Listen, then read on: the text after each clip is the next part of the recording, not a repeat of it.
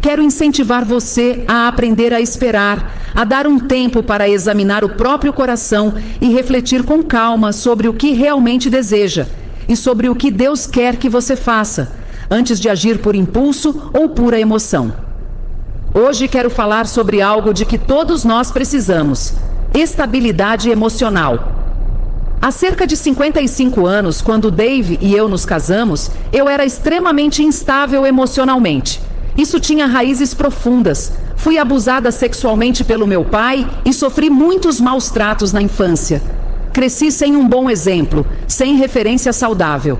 Lembro-me de Dave comentar, depois que comecei a apresentar mudanças positivas na minha vida, eu me recordo de dirigir do trabalho para casa à noite pensando: como será que ela vai estar hoje? É muito triste alguém ter que viver com essa insegurança. Mas eu era assim porque deixava que minhas circunstâncias determinassem como eu me sentia e, consequentemente, como eu agia. A Bíblia diz em Romanos 8:29 que fomos predestinados por Deus para sermos conformados à imagem de Jesus Cristo. Isso significa que todos nós devemos crescer espiritualmente e continuar crescendo até nos tornarmos cada vez mais parecidos com Ele. Claro, isso é um processo para a vida toda. Nenhum de nós atingirá essa perfeição completa aqui na Terra, nem mesmo quando Jesus vier nos buscar, mas devemos estar sempre avançando. Em Colossenses 1:28-29 lemos: é Ele quem anunciamos, advertindo e ensinando a cada pessoa com toda sabedoria, a fim de apresentá-la perfeita em Cristo. O apóstolo Paulo afirmou que esse era o seu propósito: trabalhar com as pessoas até que se tornassem maduras em Cristo. Se você costuma me ouvir ensinar, sabe que grande parte da minha mensagem gira em torno da maturidade espiritual, crescer em Deus e não permanecer como um bebê na fé. Não se trata apenas de ir à igreja aos domingos e achar que isso basta. É ouvir a palavra e colocá-la em prática no dia a dia. Paulo declarou: para isso eu me esforço, lutando com toda a energia que Cristo opera poderosamente em mim. Ele realmente se dedicava a ajudar as pessoas a amadurecer. E você? Está crescendo no seu relacionamento com Deus? Está evoluindo no seu comportamento? Já consegue perceber melhor em relação ao ano passado? Deus não fica irado se ainda não chegamos onde deveríamos, mas Ele deseja ver progresso. As emoções podem se tornar o maior desafio do cristão, e todos nós as temos. Talvez mais do que qualquer outra coisa, as pessoas falam sobre como se sentem. Eu sinto isso, eu sinto aquilo, eu não sinto. Mas não podemos basear nossa vida apenas em sentimentos se quisermos maturidade espiritual. As emoções revelam como nos sentimos, mas não necessariamente mostram a verdade. Elas mudam o tempo todo, muitas vezes sem aviso.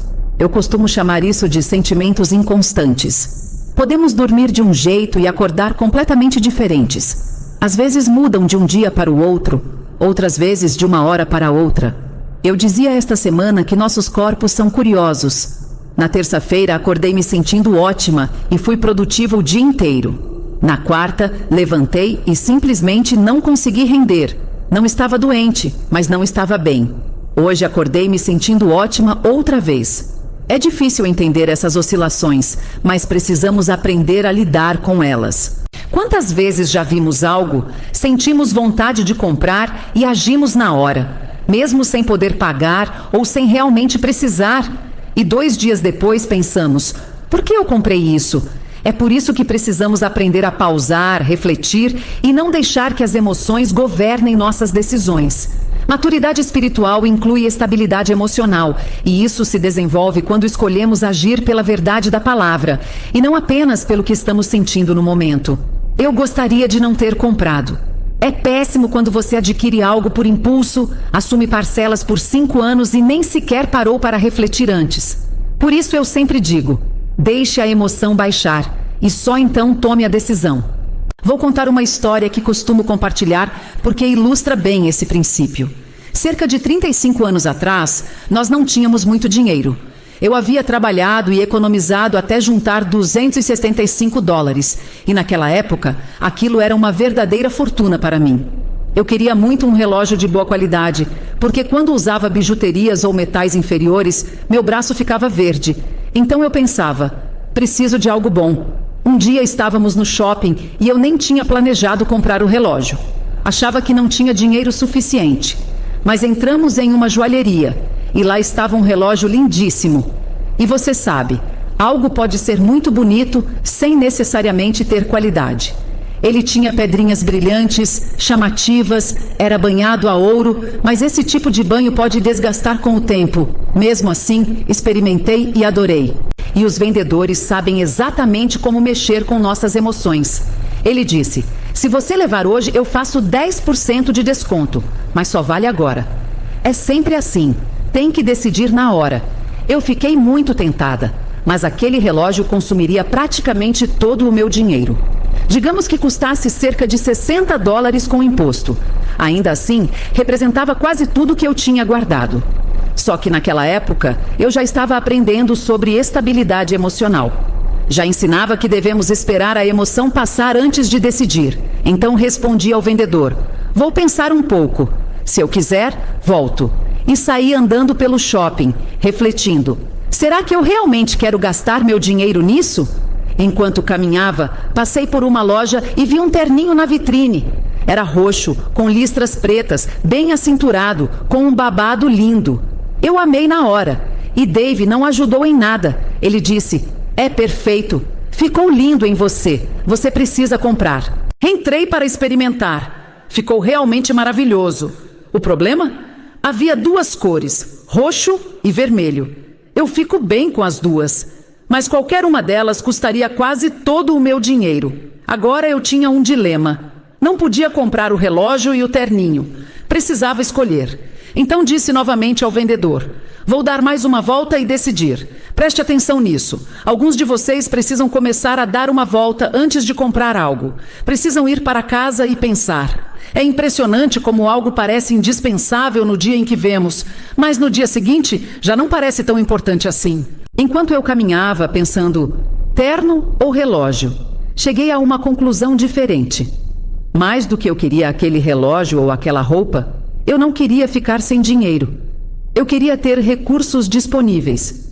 Se quisesse levar meus filhos para almoçar, eu queria poder fazer isso. Se encontrasse algo mais necessário ou uma oportunidade melhor, queria ter liberdade para comprar e ainda ter alguma reserva.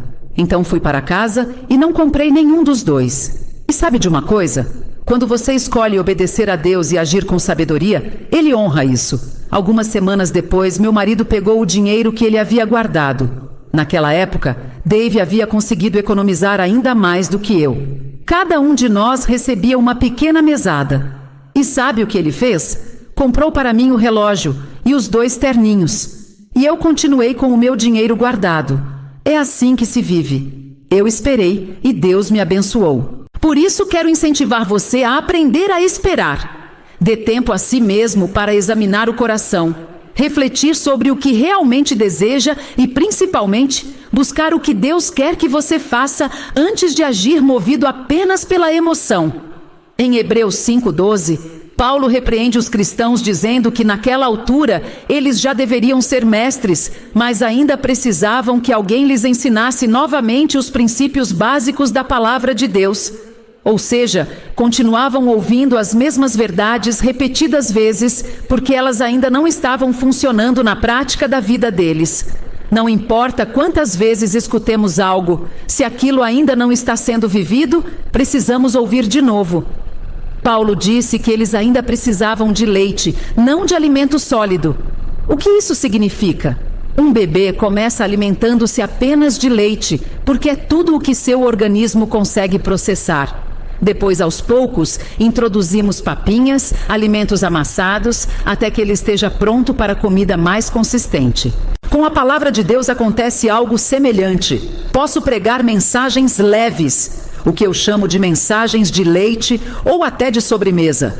Falar sobre o amor de Deus, como Ele nos criou de maneira maravilhosa, os dons que nos deu e os planos incríveis que tem para a nossa vida. Todo mundo gosta disso, todos recebem com alegria, mas quando começo a ensinar sobre perseverança, paciência, atravessar tempos difíceis sem desistir ou entregar algo que Deus está pedindo, mesmo quando não queremos abrir mão, a reação muda. Às vezes as pessoas até ouvem, mas não praticam. É interessante, se eu disser em um culto, hoje vou pregar sobre como receber seu milagre, a igreja vibra. Há aplausos e entusiasmo. Mas se eu anunciar, hoje vamos falar sobre paciência, o silêncio já começa. E se eu disser que o tema é sofrimento, então fica tudo quieto. Como ministro da palavra, é preciso coragem para ensinar o que as pessoas não querem ouvir, porque o retorno nem sempre é animador. Paulo também disse: irmãos, não posso falar com vocês como espirituais, mas como carnais, como crianças em Cristo. Dei-lhes leite, não alimento sólido, porque não estavam preparados, e ainda não estão. E ele explica o motivo. Havia ciúmes e contendas entre eles. Isso é forte. Enquanto ainda nos deixamos dominar por inveja e brigas, somos como bebês na fé. E sabe por quê? Porque essas atitudes são movidas pelas emoções. Você feriu meus sentimentos. Você me deixou bravo. Então decidimos não perdoar, não falar mais ou agir com frieza. Precisamos aprender a não permitir que o comportamento dos outros nos arraste para o nível deles. Devemos perguntar: o que Jesus faria? Jesus não mudava conforme o tratamento que recebia. Não importava o que os fariseus diziam, do que o acusavam ou como o tratavam, ele permanecia o mesmo. Durante muito tempo, esse foi o desejo mais profundo do meu coração. Eu não queria mais ser governada pelas minhas circunstâncias, porque enquanto nossas circunstâncias nos controlam, é como se o inimigo tivesse acesso aos botões da nossa vida. Ele sabe exatamente quando e como pressioná-los. Vou lhe contar um segredo. Um dos momentos em que ficamos mais vulneráveis é quando estamos extremamente cansados ou não nos sentimos bem. Nessas horas, a chance de reagirmos de maneira inadequada é muito maior do que em dias normais. Às vezes, o melhor que você pode fazer é se afastar um pouco e ficar em silêncio. Quando termino uma conferência, depois de ter pregado 3 ou 4 vezes, viajado bastante e falado sem parar, muitas vezes digo ao Dave: hoje vou ficar mais quieta, preciso me recuperar. Ele já entende. Em muitos desses dias prefiro ficar sozinha. E isso é saudável, porque me permite descansar, renovar as forças e voltar a ser a pessoa que devo ser. Nunca tome decisões importantes quando suas emoções estiverem muito exaltadas, nem quando estiverem muito abatidas. Se você está eufórico, pensa: eu consigo fazer qualquer coisa. Se está para baixo, pensa: não consigo fazer nada. Nenhum desses extremos é um bom conselheiro. Aprendi isso ao longo dos anos, especialmente quando viajava para fora do país 3 ou 4 vezes por ano para missões. Fizemos grandes cruzadas na Índia e na África, com centenas de milhares de pessoas presentes. Era algo emocionante. Depois de uma última sessão, vendo milhares de pessoas entregando a vida a Cristo, eu ficava extasiada. Naquele momento, já começava a planejar a próxima viagem. Quero voltar, fazer mais isso, organizar aquilo. Meu filho, que cuidava da logística, também começava a planejar junto comigo. Mas quando eu chegava em casa completamente exausta, pensava: não sei se quero fazer isso de novo. Com o tempo, ele aprendeu a esperar minhas emoções se estabilizarem antes de fechar qualquer plano. O mesmo princípio vale antes de fazer compras ou tomar grandes decisões. Se você é impaciente, e eu sou assim, prefere decidir rápido, resolver logo. Esperar pode ser desafiador, mas aprender a esperar evita muitos problemas. Talvez eu esteja falando com alguém que precisa ouvir isso agora. Talvez você esteja prestes a tomar uma decisão que não é a melhor. Ou talvez esteja quase recusando algo que Deus quer que você aceite. Viva com um pouco mais de cautela e você vai desfrutar muito mais da sua vida. Também é preciso cuidado quando suas emoções estão feridas. Nossos sentimentos podem se machucar profundamente. Não vemos sangue, mas a dor é real. Assim como um braço ou uma perna podem ser feridos, o coração também pode. Se você foi maltratado, abusado, traído ou injustiçado, esse não é um bom momento para tomar decisões importantes. Quando estamos emocionalmente machucados, nossa visão fica distorcida. Precisamos primeiro permitir que Deus cure essas feridas e só depois decidir qual será o próximo passo. Pessoas com emoções feridas, sinceramente, muitas vezes não tomam boas decisões. Quando fui abusada, passei a acreditar que ninguém jamais me amaria. Então me casei com o primeiro homem que apareceu. Lá no fundo, bem no fundo, eu sabia que aquilo não estava certo. Mas o medo de ficar sozinha, de não ser desejada por ninguém, falou mais alto. O resultado? 5 anos de pesadelo. Não é sábio agir movido pelo medo ou pelas emoções, principalmente quando estamos machucados. Raiva, autopiedade, ciúme, insegurança, culpa, tudo isso me tornava infeliz. E quando você está infeliz, acaba espalhando essa infelicidade para quem está ao seu redor. Muitas vezes, a maneira como nos sentimos hoje tem raízes no que aconteceu ontem, ou na semana passada, no mês passado, ou até na infância. Se você está irritado, impaciente ou de mau humor, pergunte-se: o que aconteceu recentemente? Pode haver algo ali influenciando você. Houve uma época em que eu não conseguia dormir bem e não entendia o motivo. Então decidi perguntar a Deus. É impressionante como Ele responde quando paramos de tentar resolver tudo sozinhos e simplesmente perguntamos. Na mesma hora, lembrei de uma situação em que fui rude com alguém e não me arrependi nem pedi desculpas. Quando decidi que pediria perdão na manhã seguinte e pedi a Deus que me perdoasse, dormi em paz. Pecados não confessados incomodam. Se você é cristão, sua consciência não vai deixá-lo tranquilo. E às vezes, quando não queremos encarar a verdade, acabamos colocando a culpa em coisas que nada têm a ver com o problema. Pode ser algo espiritual ou até físico. Talvez você esteja irritado hoje porque exagerou no açúcar ontem. Tenho uma filha sensível a açúcar. Se ela consome demais, fica emburrada ou facilmente irritada. Por isso, é importante conhecer a si mesmo e cuidar de si. Não permita que seus sentimentos governem sua vida. Pergunte-se: como foi meu dia ontem? Foi estressante? Dormi bem? Recebi alguma notícia ruim? Tive uma decepção? Fiquei ofendido ou discuti com alguém? Estou guardando mágoa? Problemas não resolvidos continuam envenenando a alma até serem tratados. Somos especialistas em negar, mas a única forma de resolver é enfrentar a verdade, mesmo quando ela revela algo em nós que preferiríamos não enxergar. Eu costumava culpar Dave por tudo, até que Deus me mostrou que o problema não era ele, era eu. Não gostei de ouvir isso, mas era verdade. Eu estava colocando sobre ele a responsabilidade pela minha alegria. E Deus me disse: não é trabalho dele fazer você feliz, é seu. Muitas vezes transferimos para os outros responsabilidades que são nossas. Precisamos parar com isso. Tenha uma conversa honesta com Deus. Ele pode ajudar muito quando somos sinceros. E, acima de tudo, não alimente falta de perdão. É impossível viver com alegria verdadeira carregando ódio ou ressentimento. Emoções tóxicas não desaparecem sozinhas. Entre as mais destrutivas estão a falta de perdão, a depressão não tratada, o ódio, a preocupação constante, o medo, a culpa e a frustração. A Bíblia fala claramente sobre a ira. Na sua ira, não peque, não dê lugar ao diabo. Você pode sentir raiva, mas não precisa agir com base nela. Quero deixar algo que talvez seja o ponto mais importante de tudo isso. Você não precisa sentir vontade de fazer o que é certo para fazer o que é certo. Vou repetir. Você não precisa ter vontade para agir corretamente. Jesus não sentiu vontade de ir para a cruz, mas foi assim mesmo.